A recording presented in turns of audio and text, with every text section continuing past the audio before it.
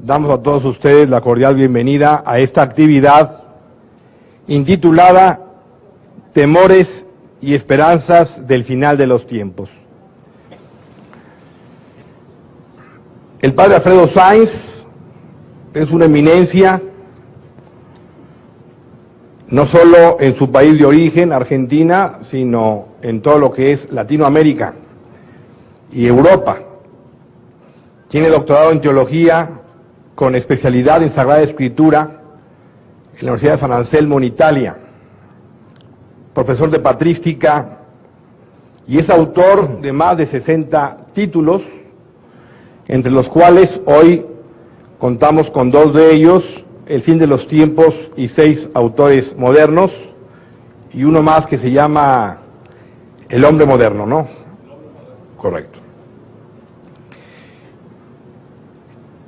Vamos a comenzar con el padre Alfredo Sainz, que nos va a dar una visión de lo que es el tema toral de la revelación, particularmente en el libro del Apocalipsis, el misterio del mal, expresado en esas 2 grandes bestias que habla Juan en el capítulo 13 del Apocalipsis, la bestia del mar, del poder del mundo, del poder político, y la bestia de la tierra, que es el poder religioso. 2 grandes poderes concretados en 2 personas específicas y que van a aparecer al final de los tiempos. En contraposición, el Apocalipsis también nos habla de 2 mujeres. Una mujer vestida del sol, que tiene el luna bajo sus pies, coronada de estrellas, de 2 estrellas, y una mujer que es una ramera, una prostituta, que fornica con los reyes de la tierra.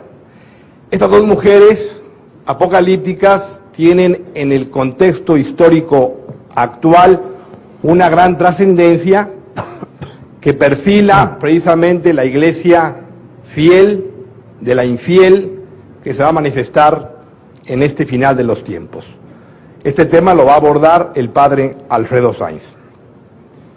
Ojalá pues este simposio para los presentes cumpla con las expectativas y podamos salir esta tarde, noche, con una comprensión un poco más clara de los tiempos que estamos viviendo y de la posición y actitud que cada uno debe adoptar como fiel, creyente y como católico en este momento decisivo de la historia. Con ustedes, el padre Alfredo Sainz, para quien pido un aplauso fuerte.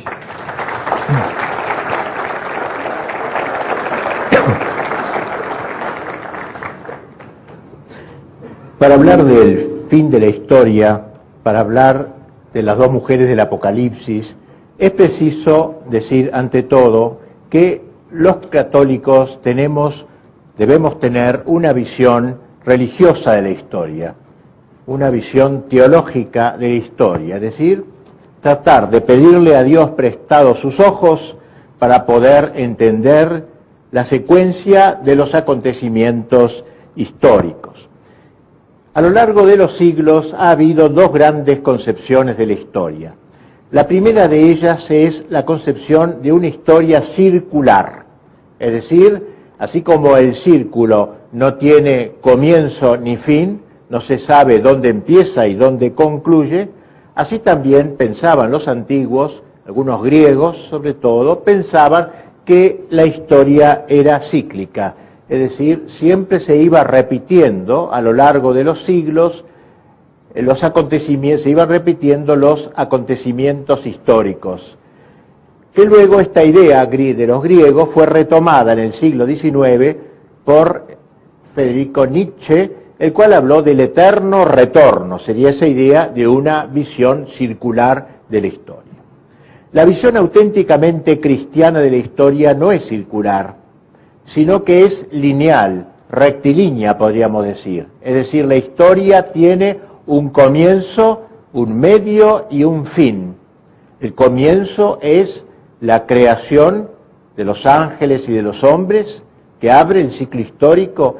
El medio es la encarnación del Verbo, no un medio cronológico estrictamente, pero sí un medio, digamos, en el sentido de que todo lo anterior tendía a esa plenitud de los tiempos, la venida del Verbo encarnado, y un fin que es la vuelta gloriosa de Cristo al término de la historia, vendrá de nuevo con gloria, como rezamos en el credo, pero desgraciadamente lo decimos con los labios, pero esta dogma de la fe que es la vuelta de Cristo en gloria y majestad, no integra por lo general la espiritualidad del cristiano de hoy.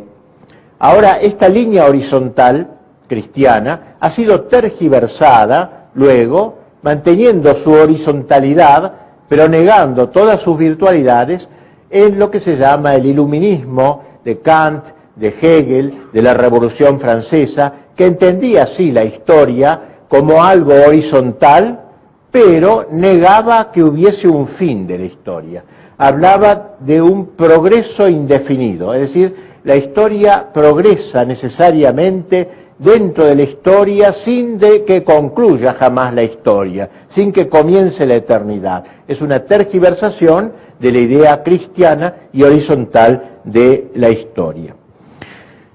El gran maestro para nosotros los católicos de estas doctrinas relativas a la historia es San Agustín, el cual escribió una obra que se llama De Civitate Dei, o sea, sobre la ciudad de Dios, que es el autor que probablemente ha mejor expresado el sentido teológico de la historia. Ha habido otros autores luego importantes, Santo Tomás de Aquino, la cumbre de la teología, pero Santo Tomás no se ha detenido demasiado en este tema de la historia, en cambio sí San Agustín. Dice en ese libro, el gran doctor de la Iglesia, dos amores fundaron dos ciudades, el amor de sí, hasta el menosprecio de Dios, la terrena, el amor de Dios, hasta el menosprecio de sí, la celestial. Pues bien, aquí se habla pues de un enfrentamiento, dos amores crean dos ciudades contrarias, una fundada en Dios, en la primacía de Dios, y otra fundada en la criatura, en la primacía, en el primado de la criatura. Y dirá San Agustín que la historia se va a entender como un conflicto entre estas dos ciudades. Pero acota el santo una información sumamente interesante, y es que las dos ciudades no empezaron con los hombres, sino ya con los ángeles. La creación de los ángeles, allí en épocas tan remotas, Dios los creó a todos buenos, pero hubo un enfrentamiento entre ellos. Algunos gritaron como San Miguel, ¿quién como Dios? Micael quiere decir en hebreo, ¿quién como Dios? Micael, ¿quién como Dios? El primado de Dios. Y otro grupo de ángeles numeroso se rebeló contra Dios y gritó, no quiero servir, no serviré a ese Señor. Y así entonces las dos ciudades comienzan en el mundo angélico.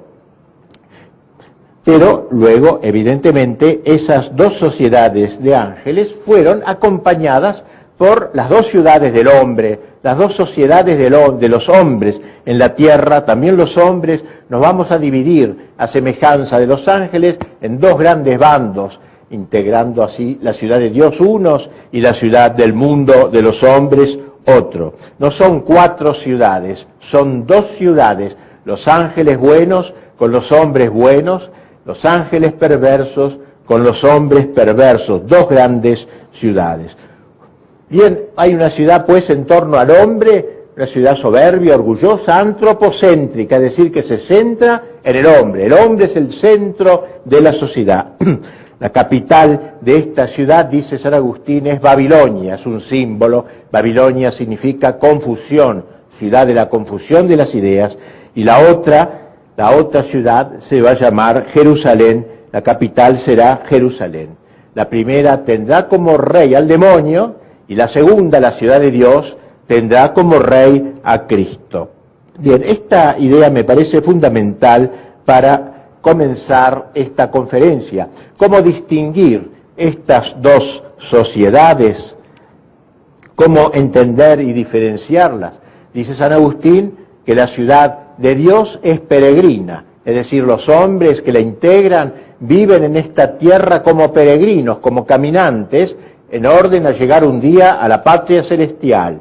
La ciudad del mundo es terráquea, es decir, y hunde sus raíces en la tierra, no piensa más que en las cosas de la tierra, vive en y para la tierra. Estas dos ciudades se simbolizan: la ciudad de Dios en Abel, que era precisamente pastor, nómade, no se afincaba en la tierra. Caín, en cambio, creador de ciudades, es el hombre que representa a la ciudad del mundo, que va a perseguir a la ciudad de Dios.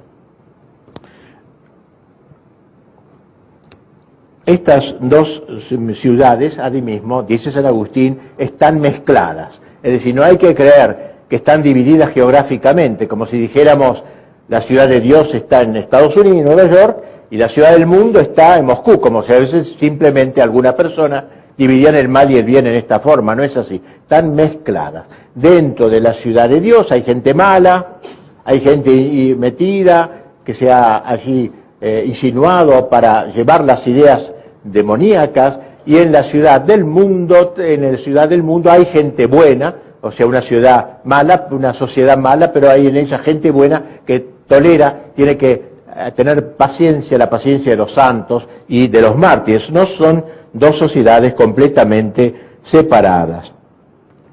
Bien, esto sería muy pocas palabras, la obra de San Agustín, que tiene 1800 páginas, así que la he dicho en 10 minutos, pero era conveniente, creo, para iniciarnos en este tema de la visión de la historia y entender mejor lo que es el fin de la historia. La obra de San Agustín termina, digamos, en un momento determinado. Cuando él muere, por supuesto, no puede seguir hablando de la historia luego de su muerte. Así que llega hasta el siglo IV, V, donde muere, y luego salta a los últimos tiempos: muerte, juicio, infierno y gloria. Es como una sinfonía inconclusa, que él ha dejado las pautas para juzgar a la historia, pero él no ha podido recorrer todos los pasos de la historia. Toca a nosotros completar esta sinfonía inconclusa de acuerdo a las pautas que él ha dejado. Y así podríamos decir, muy brevemente también, que la historia ha tenido diversos jalones.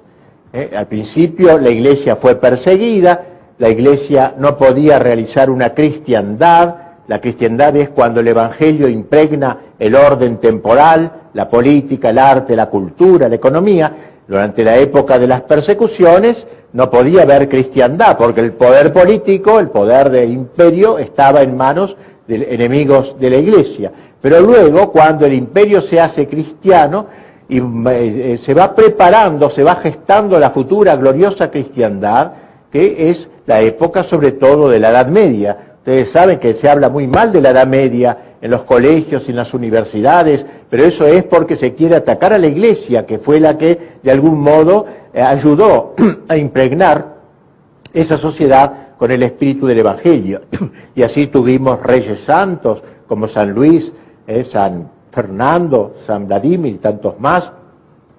Tuvimos una cultura evangelizada por el cristianismo. Ahí nacieron las grandes universidades en la Edad Media. Tuvimos a Santo Tomás, San Buenaventura y tantos pensadores.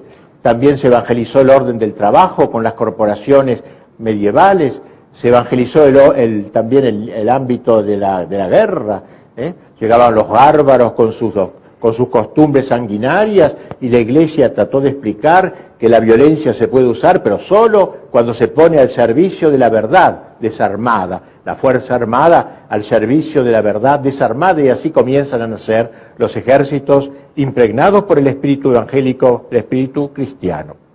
Es decir, todo el orden temporal quedó durante 3 siglos fijado a la luz del Evangelio. No quiere decir esto que todos en la Edad Media fuesen buenos, ni mucho menos. Había muchos sinvergüenzas, corruptos y ladrones. Pero la línea general, el pensamiento que regía esta época fue parte de la ciudad de Dios. Fue una encarnación de la ciudad de Dios de que hablaba San Agustín, ahora en esta época. Al acabar la Edad Media, comienza un proceso de disgregación, un proceso de destrucción del bloque de la cristiandad. Y ese proceso destructivo tiene 3 grandes etapas, podríamos decir. Así han hablado los papas, Pío XII sobre todo, tres grandes etapas, tres grandes jalones de la destrucción de la cristiandad. El primero fue la Reforma Protestante, que al introducir la idea del libre examen hizo que la gente se independizase de la Santa Sede, se independizase de Roma, y así Europa quedó dividida en dos partes enormes, se rompió el bloque de la cristiandad. Lutero creía en Dios, por supuesto creía en Dios. Lutero creía en Cristo también, firmemente, tenía fe en Jesucristo, pero Lutero negó su acatamiento a la Iglesia, eso fue lo que negó, eso fue el primer paso de la revolución anticristiana. El segundo paso lo podemos ver concretado por la Revolución Francesa. La Revolución Francesa, al declarar la supremacía de la razón sobre la revelación, del orden natural sobre el sobrenatural, hizo que el hombre viviera en esta tierra como si esta tierra tuviese su sentido en sí misma, sin una visión trascendente. Y por eso hablaba de un ser supremo, vago, vaporoso, es decir, negó también como Lutero a la Iglesia católica como la verdadera, aceptó a Cristo todavía, aceptó a Cristo, pero como un gran hombre, no como Dios, como verbo encarnado, y aceptó a Dios como un Dios vago, vaporoso, el deísmo que se llamó, como el supremo arquitecto, alguien que está lejos de nosotros y que no interfiere en nuestros asuntos intrahistóricos. Quedaba por dar el último paso, el paso supremo, la negación ahora de Dios mismo, y ese paso lo va a dar la Revolución Soviética, en donde en realidad la época fue una sociedad que se quiso fundar sobre la negación de Dios, el ataque a Dios. Había sociedades anticristianas cuya misión era expulsar a Dios de la faz de la tierra. Y este último paso niega a Dios. Así que hay tres pasos bien claros. El primero niega a la Iglesia, el segundo niega a Cristo como Dios, y el tercero niega a Dios mismo. Son tres pasos fundamentales para entender lo que está pasando hoy. Esto lo ha dicho, lo ha repetido Pío XII, que hubo estos tres momentos en la historia. Y ahora ha caído el comunismo. Ustedes dirán, bueno, se acabó toda esta crisis anticristiana, esta revolución anticristiana, pero no es así, sino que el nuevo orden mundial, la globalización moderna, se está instaurando sobre la base de todas estas negaciones anteriores. Es como la cosecha, digamos, histórica de toda esta negación de la Revolución Francesa, de la Soviética y de la Reforma Protestante, encuentran ahora su momento final, y que es un momento que nos huele a que estamos cerca, no sabemos si muy cerca o no tan cerca, pero estamos cerca de fin de los tiempos, cuando la victoria casi del poder del mal, de la ciudad del mundo, sea total. De esto hablaremos. Aunque diremos que la última palabra la tendrá Cristo, la victoria final es nuestra, es de Cristo nuestro Señor. Vamos ahora ya, vista esta introducción, al Apocalipsis mismo. En el Apocalipsis leemos en el capítulo 13, 1-8, vi surgir del mar una bestia, y el dragón le dio su poder y su trono y gran poderío. La tierra entera siguió maravillada a la bestia, y se postraron ante la bestia diciendo, ¿quién como la bestia y quién puede luchar contra ella? Se le dio poder de actuar durante 42 meses y ella abrió su boca para blasfemar contra Dios. Se le concedió hacer la guerra a los santos y vencerlos. Se le concedió poderío sobre toda raza, pueblo, lengua y nación, y la adorarán todos los habitantes de la tierra, cuyo nombre no está inscrito desde la creación del mundo en el libro de la vida del Cordero degollado. Y aquí un texto difícil, los textos del Apocalipsis son simbólicos y deben por tanto ser explicados. El dragón, según San Juan, que es el que ha escrito el Apocalipsis, el dragón representa a Satanás, aquel rey de la ciudad del mundo de que nos hablaba San Agustín. El dragón es pues Satanás.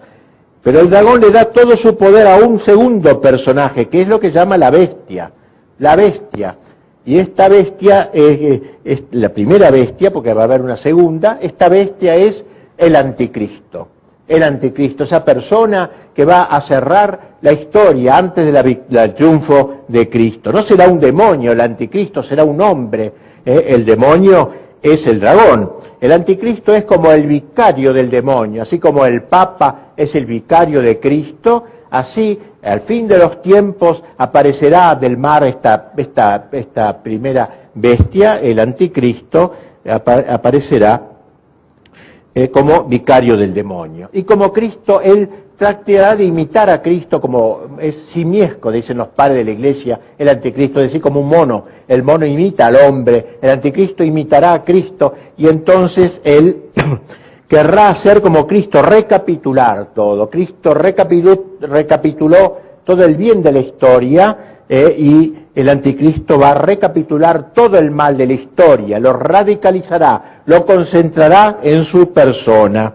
Se lo llama bestia porque el pecado es algo que degrada al hombre, el pecado es bestial, animaliza, aunque nosotros no nos demos cuenta, el pecado es el hombre que se corroe, se destruye, se autodestruye. Por eso el anticristo, este personaje del fin de la historia, es llamado, caracterizado como una bestia, la primera bestia. Figura, decíamos, que pertenece al ámbito de la política, es decir, será una autoridad política, será como un emperador de la tierra. Santo Tomás habla de una potencia secularis, un poder secular. Eso será el anticristo. Señor poderoso universal, acabamos de escuchar que se le concedió poderío sobre toda raza, pueblo, lengua y nación. El mundo se entusiasmará, lo recibirá con los brazos abiertos. Ven, Señor antijesús, ven, Señor anticristo. Lo recibirá con gloria, porque él va a aparecer como un benefactor. No va a aparecer como un monstruo sanguinario, terrible, va a aparecer como un hombre que viene a traer la paz al mundo, la paz del mundo, no la que Cristo vino a traer. Es un hombre que solucionará los problemas sociales, políticos, todos se irán detrás de él, todos irán, pero en la inmanencia, es decir, creando una sociedad que solo viva en la tierra, para la tierra, inmanere, quiere decir permanecer en la actitud del hombre que vive en esta tierra como si fuese su patria definitiva. Contrariamente a la idea cristiana de la trascendencia, después de esta tierra nos espera el cielo, después de este caminar por la tierra nos espera la gloria si somos fieles a Dios. Pues bien, el anticristo instaurará la inmanencia, el hombre para la tierra, el paraíso en la tierra, recuerdan, decía Marx, y esta será la gran idea del anticristo, el hombre que no piense más que en la tierra, en las cosas de la tierra, y que considere todo lo del cielo, de la gloria de Dios, como una alienación, como una utopía absurda, digamos así, algo que no existe en realidad. El anticristo, pues, impondrá en el mundo ese gran poder. Y hoy, que estamos en esta época de globalización, de nuevo orden mundial, nos parece que esta idea que San Juan en el siglo I gestó, por inspiración de Dios naturalmente, pareciera poder tener cumplimiento en esta unidad mundial. Falta que aparezca un personaje, un emperador mundial, para que haga suyo esta bandera de la ciudad del mundo contra la ciudad de Dios. Bien, junto a esta primera bestia aparece una segunda bestia en el Apocalipsis. Dice el texto, Apocalipsis 13, 11, 12, vi luego otra bestia que surgía de la tierra y tenía 2 cuernos como de cordero, pero hablaba como una serpiente. Ejercerá todo el poder de la primera bestia en servicio de esta, haciendo que la tierra y sus habitantes adoren a la primera bestia. ¿Quién será? ¿Qué será esta segunda bestia? Esta segunda bestia, según los autores de la Iglesia que han meditado sobre estos temas, sería la Iglesia adulterada, es decir, la Iglesia santa. La Iglesia católica es santa esencialmente, nunca dejará de ser santa, católica, apostólica y una, pero sus miembros, no todos sabemos bien, son santos. Y habrá un tiempo en que dentro de la Iglesia habrá una adulteración de la fe. Muchos católicos e incluso autoridades de la Iglesia corregirán el credo, querrán corregir el credo, digamos así. No que la Iglesia perderá la fe, pero que se verá gravemente afectada en muchos de sus miembros, incluidos muchos dirigentes. Al dragón no le interesa tanto matar como corromper, envenenar, falsificar. Una iglesia que se pone al servicio del anticristo, del mundo, del espíritu del mundo, de la parte corrupta de la iglesia que la ayuda desde su religión adulterada.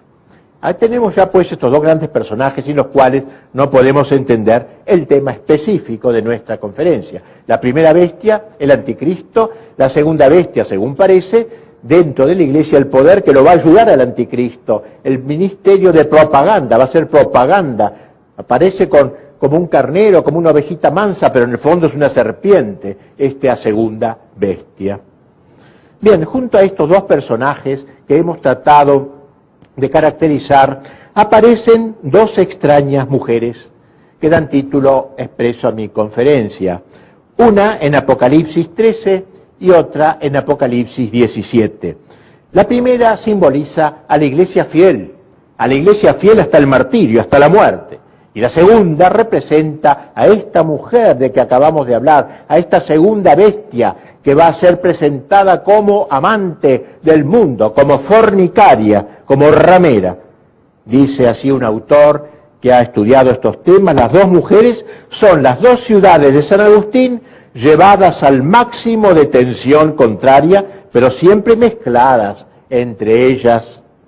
Una de ellas es la iglesia fiel hasta el martirio, la otra es aquella segunda bestia de que acabamos de hablar. Las dos mujeres son gemelas, son hermanas, nacidas de una misma madre, la religión, pero una es fiel a la enseñanza de Cristo hasta la muerte y la otra parte corrompe la doctrina, adultera la doctrina.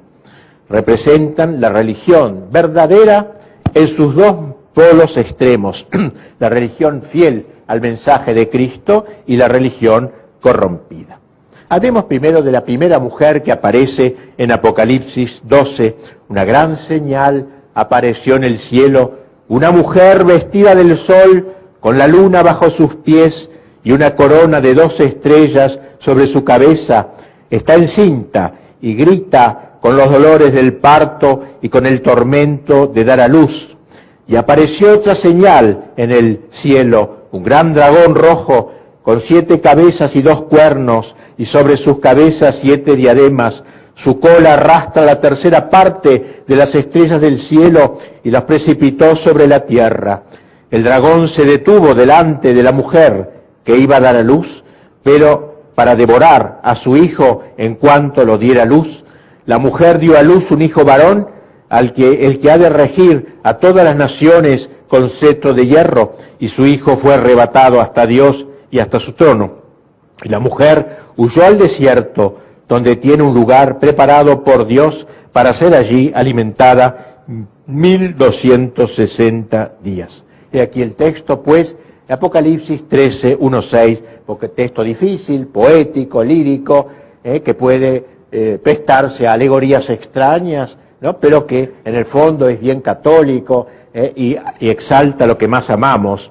Este texto es central del Apocalipsis, es el texto central del Apocalipsis que señala la agudización final, la historia de las hostilidades entre las dos ciudades, el punto culminante de la historia. ¿Quién es esta mujer? ¿A quién simboliza esta imagen que vio San Juan en sus apariciones divinas? Algunos han visto en ella a la Santísima Virgen, pero no parece, porque esta mujer sufre dolores de parto, y María, cuando dio a luz a Jesús, no tuvo tales dolores. Sin embargo, por un sentido simbólico, la liturgia de la Iglesia le aplica a la Virgen esta visión. Los dolores de María, los dolores de esta mujer, sería la compasión de María, su maternidad espiritual que engendra a nosotros, a los que creemos en Jesús. Para otros, esa mujer es figura de la Iglesia de los últimos tiempos. Y nos parece que esta es la mejor interpretación, que esto es así. Esta mujer, coronada del sol con las estrellas, representaría a la Iglesia católica, mujer vestida del sol, con la luna por escabel de sus pies y una corona de 12 estrellas. El vestido de sol es la fe verdadera, y la luna bajo los pies es el mundo cambiante que la Iglesia domina, y la corona de 12 estrellas, la plenitud de la doctrina y los predicadores de ella. Y la Virgen de Guadalupe tiene mucho de esta simbología de esta mujer del Apocalipsis 12. Para nosotros es pues esta imagen, la imagen de la Iglesia fiel, sobre todo considerada en sus últimos tiempos, un símbolo del pequeño resto que al fin de la historia, contra viento y marea, resistirá los embates del dragón y la segunda bestia. El mismo Apocalipsis 12 prosigue refiriéndose a esa lucha. Entonces se entabló una batalla en el cielo. Miguel y sus ángeles combatieron con el dragón. También el dragón y sus ángeles combatieron, pero no prevalecieron, y no hubo ya en el cielo lugar para ellos. Y fue arrojado el gran dragón, la serpiente antigua, el llamado Diablo y Satanás, el seductor del mundo entero, fue arrojado a la tierra, y sus ángeles fueron arrojados con él. Ay de la tierra y el mar, porque el diablo ha bajado donde vosotros, con gran furor, sabiendo que le queda poco tiempo. En la lucha final, el demonio va a gastar sus últimas cartas, sabe que se juega cara o cruz todo su destino. Este poco tiempo que queda es el tiempo final de la historia. Hemos oído cómo la mujer huyó al desierto, se retira del mundo, donde está dominando el anticristo. Satanás, a través de su vicario, el anticristo, está dominando el mundo. La Iglesia fiel, el pequeño grupo valiente que resiste hasta el fin, huye al desierto para vivir la vida escondida con Cristo en Dios. Al desierto, porque entonces habrá muerto la cristiandad. Todo lo que queda de cristiandad habrá muerto indefectiblemente, y los que permanezcan fieles serán pocos valientes, pocos heroicos, que permanecerán fieles y que deberán vivir en la soledad, en el desierto, fuera, distante de la sociedad, toda ella dominada por el espíritu del anticristo. El dragón, es decir, Satanás, con su vicario, el anticristo, se lanza a la tierra. La lucha entre el dragón y el niño que engendró María se continúa en los cristianos, a los que también engendra María, quienes prosiguen su militancia contra Satanás y la ciudad del mundo.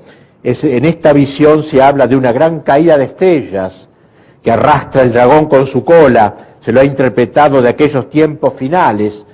Significa la gran cantidad, dice un autor, de los doctores del error, es decir, de aquellos que deberían ser doctores de la Iglesia, pero que se rinden a la ciudad del mundo y al espíritu del mundo, serán arrastrados por la cola del dragón, el fin del mundo, pseudoprofetas, pseudocristos. La Iglesia fiel, en cambio, refugiada en el desierto, permanecerá preservada de la contaminación del imanentismo, de esa doctrina que dice que el hombre es una criatura para la tierra y nada más, del espíritu del mundo. Su permanencia en el desierto será, dice el texto, de 1260 días, es decir, unos 3 años y medio, que es el tiempo que ha de durar la terrible persecución final de la primera bestia, el dominio del anticristo. Como no puede vencer a la mujer, se lanza sobre sus seguidores fieles, que sufrirán los terribles embates finales de la historia. Partió, dice el texto, para hacer la guerra al resto de sus hijos, los que guardan los mandamientos de Dios. Hemos dejado a la mujer del capítulo 12, pues la Iglesia fiel, contra la cual continuará la lucha, estará en el desierto, mientras que en el mundo, en la sociedad, dominará el anticristo durante 3 años y medio. Y ahora aparece en el Apocalipsis la segunda mujer, otra mujer, cuyo retrato vigorosamente tratado contrasta con el de la Iglesia, con la mujer del Apocalipsis 12. Dice el texto, es la célebre ramera, que se sienta sobre grandes aguas, con ella fornicarán los reyes de la tierra, y los habitantes de la tierra se embriagaron con el vino de su prostitución. Y vi una mujer sentada sobre una bestia de color escarlata, cubierta de títulos blasfemos. La bestia tenía 7 cabezas y 10 cuernos.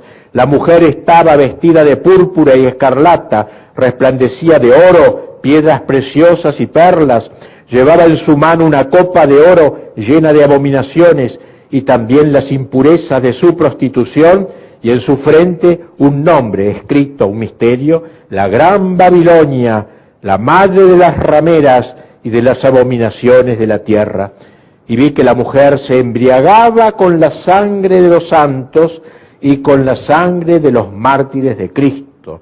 Y me asombré grandemente al verla, comenta, impresionado por esta imagen, el gran San Juan, que vio esta segunda mujer del Apocalipsis. El dominio del anticristo será terrible en estos momentos terminales. Ya ha logrado hacer desaparecer lo que quedaba de cristiandad, con la desaparición del catejón, de que hablará un próximo orador.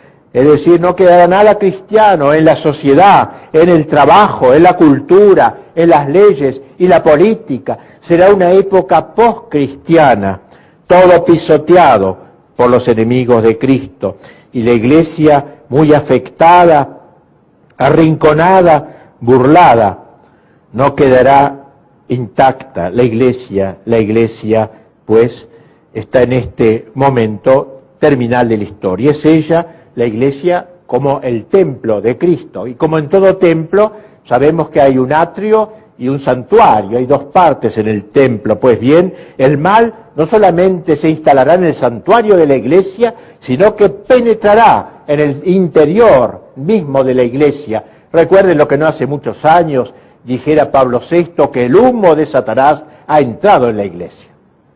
Frase más fuerte no se podía decir, es decir, ha entrado en las entrañas de la Iglesia, encontrando en la Iglesia los colaboradores de las bestias primera y segunda.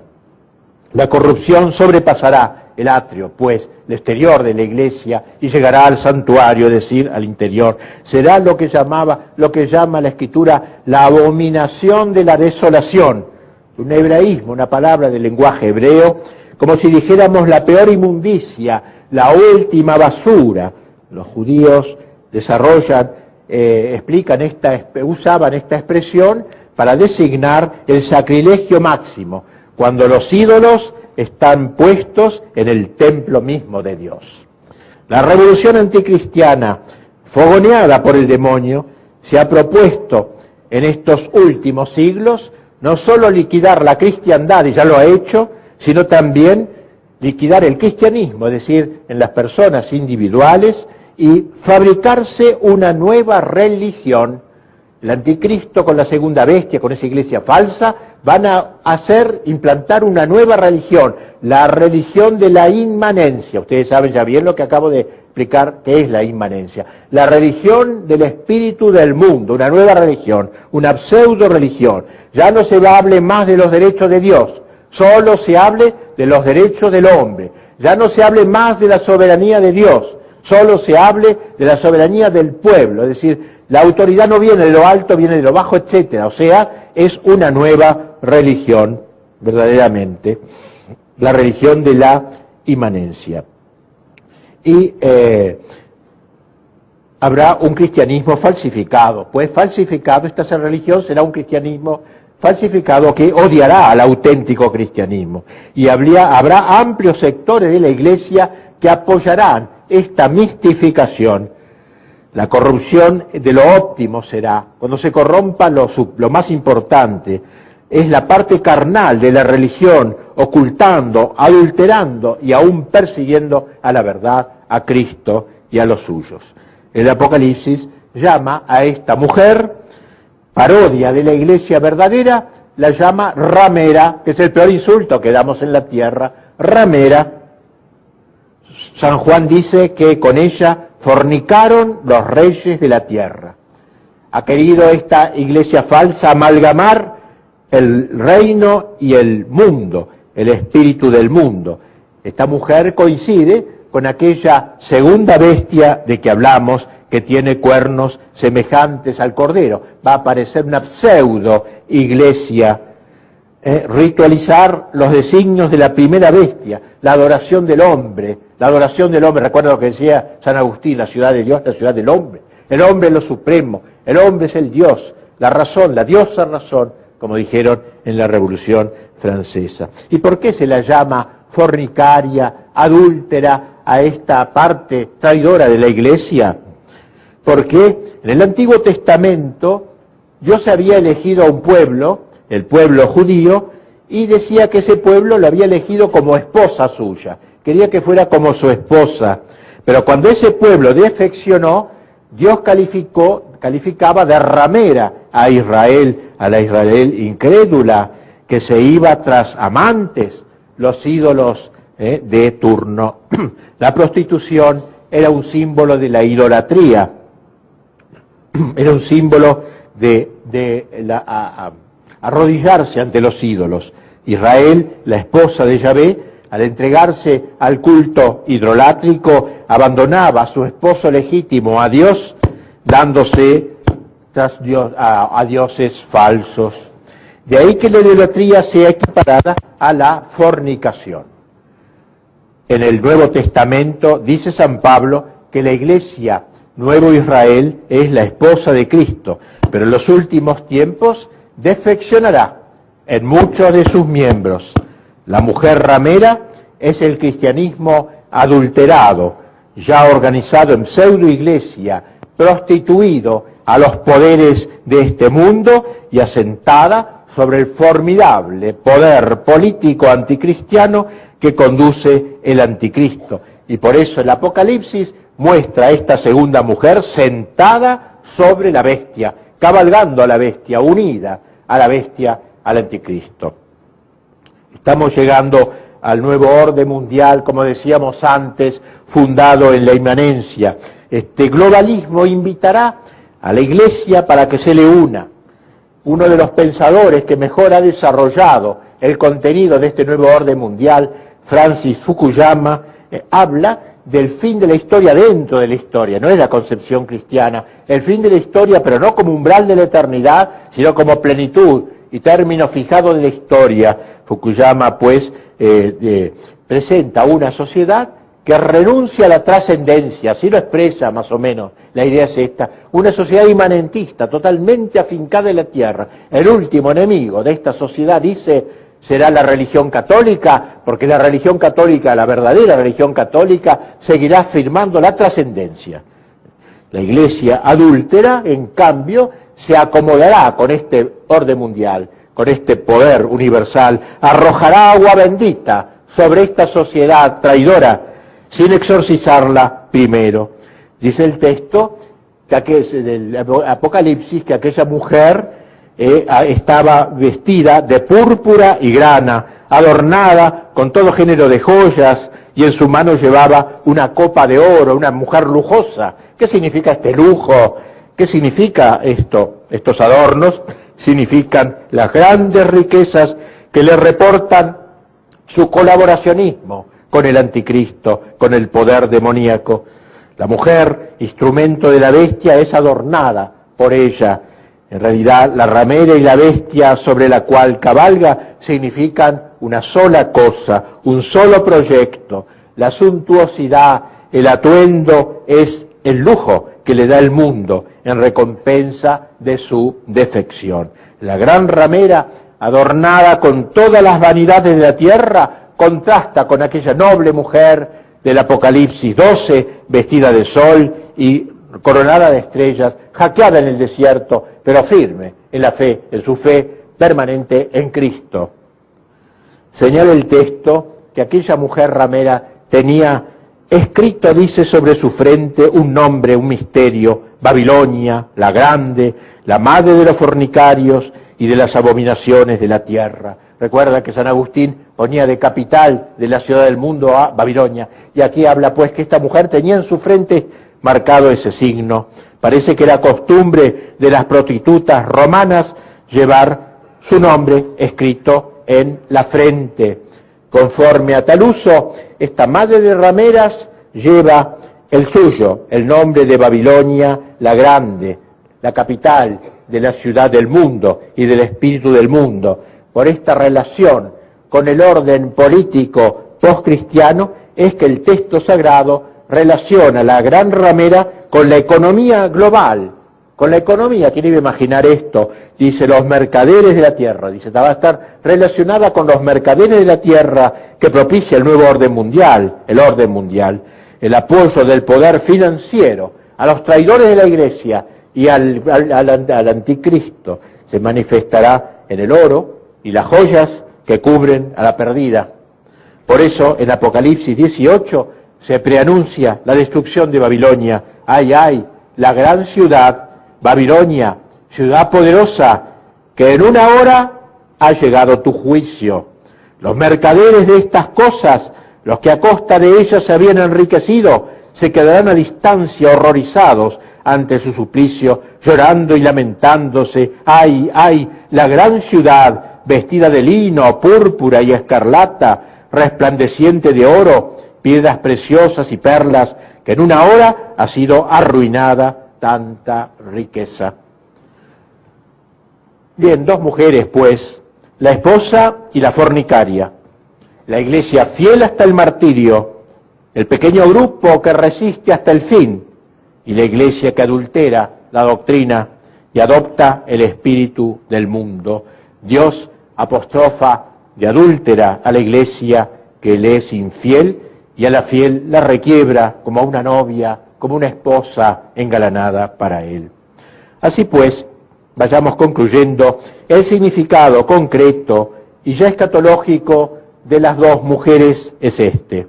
Según parece, la mujer celestial y afligida es la iglesia sobre todo de los últimos tiempos. La mujer blasfema y ramera es la religión adulterada, ya formulada en pseudo-iglesia de los últimos tiempos, prostituida a los poderes de este mundo y asentada sobre la formidable potencia política y tiránico imperio del anticristo. Las dos mujeres representan, pues, la religión verdadera en sus dos polos extremos, la religión corrompida y la religión fiel, la fornicaria sobre la bestia y la parturienta vestida del sol, de la fe, pisando la luna del mundo mudable y coronada de las 12 estrellas. No estamos viviendo en épocas muy semejantes a las que acá se describe. No conviven en la iglesia dos concepciones de la vida y de la fe, una que quiere ser fiel a la iglesia de siempre y otra que busca por todos los medios desposarse con el mundo moderno, caer bien ante el mundo moderno, no ponerse más en la presencia de Dios, sino en la presencia de la opinión pública, que hace de su trascendencia inmanencia, que destruye la doctrina, la liturgia, la pastoral, y por eso hay que ser cautos y saber discernir en nuestros tiempos quién es el católico verdadero y el que no lo es. No todo lo que se dice católico lo es. Hay que tener instinto sobrenatural para discernir. El problema es que las dos mujeres son gemelas, son hermanas, nacidas de una misma madre. La religión, la religiosidad, el instinto religioso. Incluso la bestia de la tierra, el anticristo, que sustenta a la iglesia adúltera, se parece al cordero, decía, hace prodigios y portentos, promete la felicidad en la tierra y habla palabras hermosas, llenas de halagos, promete el reino en este mundo por las solas fuerzas del hombre, como el dragón lo prometía a Cristo en el momento de las tentaciones. Peligro pues de confundir las dos mujeres y de creer que seguimos siendo católicos cuando estamos detrás de la mujer adúltera. Es muy probable, no es cierto con certeza absoluta, pero es muy probable que no estamos en tiempos terminales o acercándonos al menos a tiempos terminales. La tribulación final será terrible. La Iglesia habla de un pequeño resto, mínimo, minúsculo, que resistirá hasta el fin. Pero en el desierto de la fe, en la marginación total, estos pocos no podrán comprar ni vender, dice el Apocalipsis, es decir, quedarán marginados de la sociedad, no podrán circular, ni dirigirse a las multitudes por medio de los grandes medios de comunicación, que estarán cada vez más en manos del enemigo y del anticristo. Por eso serán pocos los que permanecerán fieles a situaciones de heroísmo, y sobre todo de heroísmo sobrehumano, son para pocos. Y si esos días no fuesen abreviados, dice la Escritura, no quedaría ni uno fiel a Dios. Sobre todo serán terribles los tormentos interiores que sufrirán los fieles, sometidos a noches oscuras, interminables, que no se resolverán quizás en esta vida. Pero debo destacar bien, para concluir ahora, que el Apocalipsis no es un libro de terrores, no es un libro para traer miedo, como a veces la gente cree, como decía Jorge Luis Borges, dice que cuando leo el Apocalipsis estoy frente a un libro que me aterroriza. No es eso, el fin del Apocalipsis es dar consuelo, al revés, es adelantarnos en profecía tiempos terminales para que cuando lleguen ya estemos prevenidos, ya estemos advertidos. Si no tuviéramos la profecía del Apocalipsis, aquella tribulación sería inaguantable y la confusión sería inextricable. Pero en la Escritura, ha dicho San Juan Crisóstomo, están marcados los males futuros para que cuando vengan no nos aplasten. Por eso nunca debemos perder la esperanza y la alegría de ser católicos, con la esperanza de ser fieles, de ser contados en el libro de la vida, como dice el Apocalipsis, en ese grupo, aunque sea pequeño, fiel totalmente a Dios. Sabemos que el triunfo final es de Cristo, pero también sabemos que lo penúltimo será del anticristo. Lo penúltimo de la historia será el triunfo del anticristo. Pero eso no será el fin de la historia. Y así, Apocalipsis 19, 1:10 relata el fin de la historia cuando venga el Cristo vencedor, el Cristo de la parusía, no ya con la humildad de los pañales, como en Belén, envuelto en pañales como en Belén, sino envuelto de gloria y majestad. Como dijo Cristo el día de la Ascensión, a este que veis subir bajará un día de los cielos, de las nubes del cielo, rodeado por los ángeles.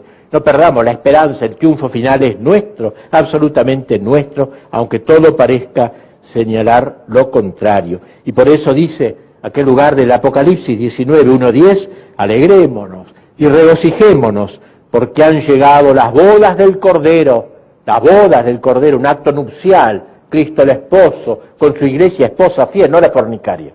Han llegado las bodas del Cordero, ha juzgado a la gran ramera que corrompía la tierra, y su esposa se ha engalanado, y se le ha concedido vestirse de lino deslumbrante de blancura. Dichosos los invitados al banquete de bodas del Cordero. Pero de este tema nos hablará un posterior orador. Muchas gracias.